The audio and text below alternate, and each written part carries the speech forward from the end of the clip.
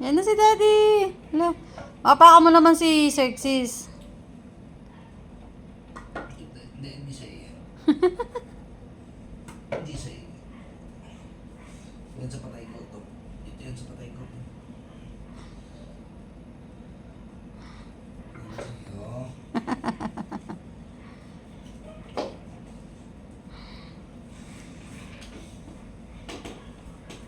Wait lang, sige. Wait na. Ubus kayo, Lakshmi. Di ba hindi nakakaubos yan? Oo. Ah, tingnan mo pagkatapos.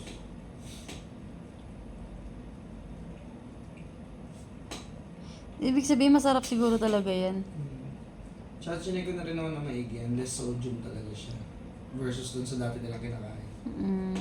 So, yun naman talaga yung pinaka-importante.